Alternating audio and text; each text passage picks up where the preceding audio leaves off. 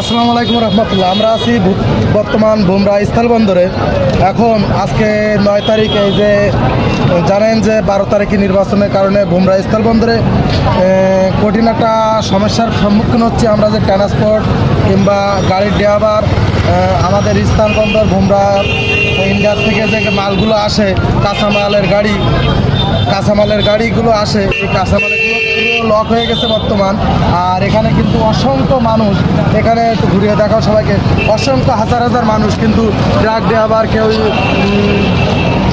Truck driver, কেউ বুমরার ট্রান্সপোর্টের মহাজন, কেউ সিএনডেবের লোক, এখানে অনেকগুলো এক জায়গায় হয়ে গেছে। কারণগুলো মূলত কারণটা কি, আমার আরিফ ভাইয়ের কাছ থেকে কিছু শোনার জন্য, বক্তব্য রাখার জন্য অনুরোধ করতেছি। আরিফ ভাই কিছু বলেন।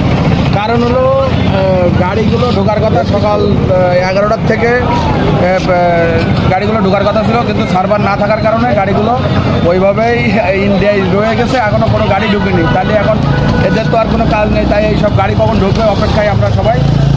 হ্যাঁ, এটাই মূল কথা। সকাল থেকে 11টার থেকে এই পর্যন্ত কোনো সার্ভারের আমরা কার্যক্রম পাইনি এখনো পর্যন্ত। 12 তারিখে ভোটের কারণে কি আজ সার্ভার দেবে কিনা সেটাও বোঝা যাচ্ছে না। বুমরার স্থলবন্দরের অবস্থা এখন এই, হাজার হাজার জনগণ এখন, কেউ ড্রাইভার, কেউ ট্রান্সপোর্ট, কেউ সিএনডেবের মানুষ টান উত্তেজনায় এখন শুধু অপেক্ষার ভর যে কখন সার্ভার ক্লিয়ার হবে। এই ছিল বুমরার স্থলবন্দরের আজ 9 তারিখের খবর। সবাই পাশে থাকুন আর দেখতে থাকুন। ধন্যবাদ।